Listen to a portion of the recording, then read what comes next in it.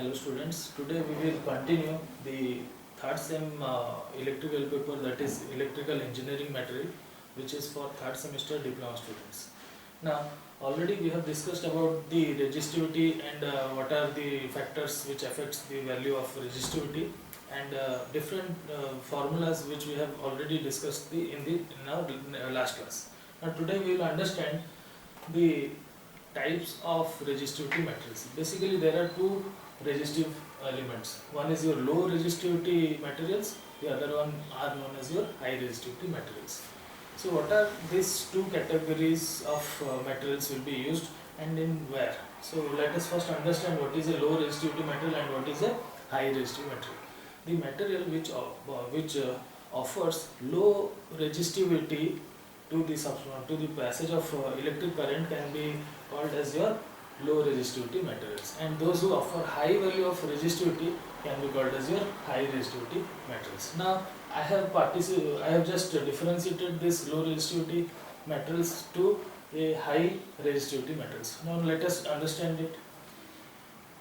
In a low resistivity materials, they will be used in our household electrical equipments. Also they will be used in your transformers, I mean their windings only.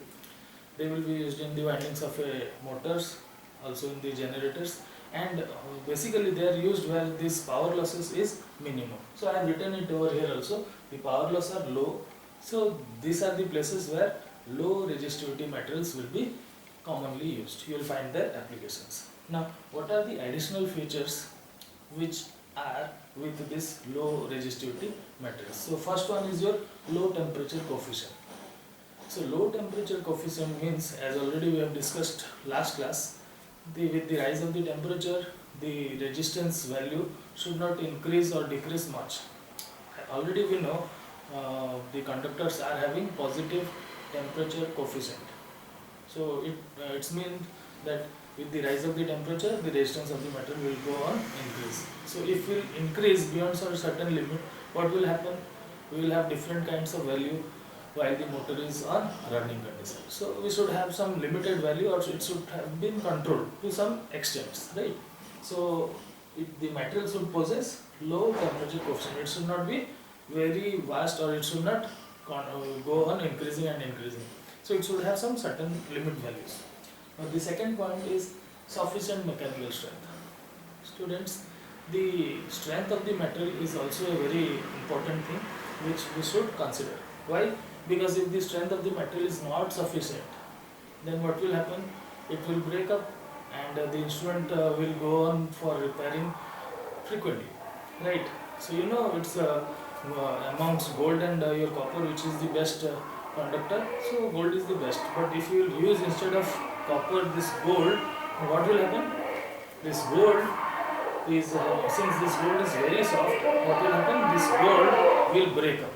Now the amount, the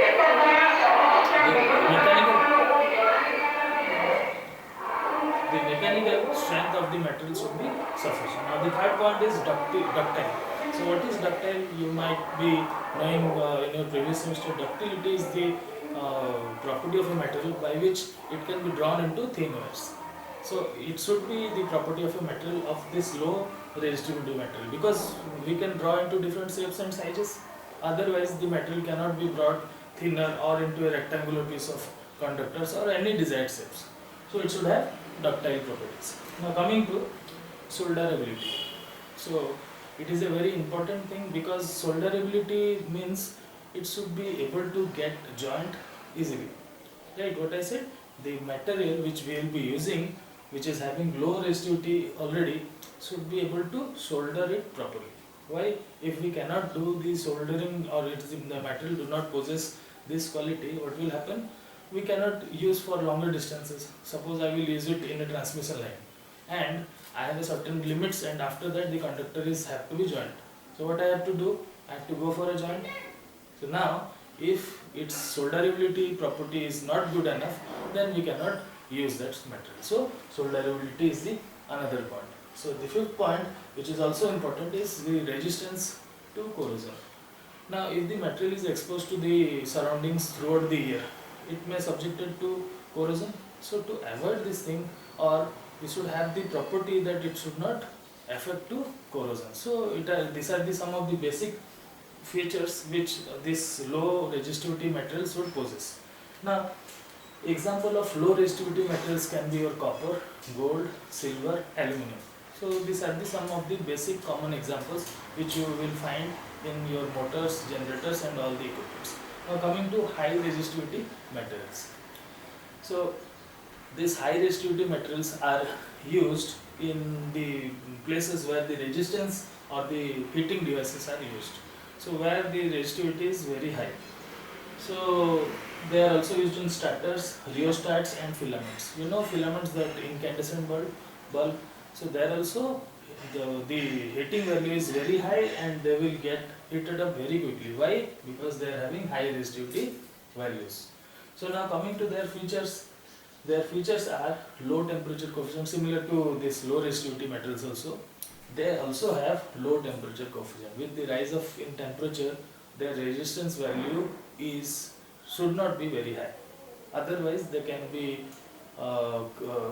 get fused if it is a bulb, or it can have some adverse effect also. So it should have low temperature coefficient. The second one is your high melting point. The material which we are using now is of high resistivity material. So as we already know that it will be used for heating devices. If it is having low melting point, what will happen?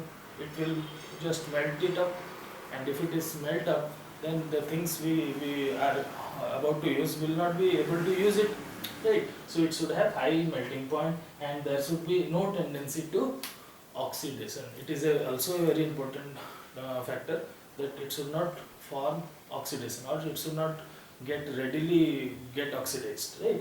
The fourth point is again ductility. This material should also be should have the property to draw into different shapes and size. Like we can draw it into thin wires or some rectangular bars or different shapes which we desire. The fifth point is high mechanical strength. So in this also they should also possess high mechanical strength, which is very much useful. Otherwise it may cause breaking of the material, or we cannot use for longer spans of the life, right? And what are its examples? So brass and the other coppers, and also bronze is also one other example of your high resistivity metals.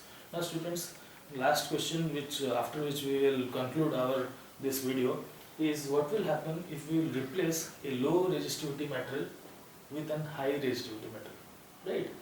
Suppose we have chosen a heating element of a starter with a low resistivity element. What will happen?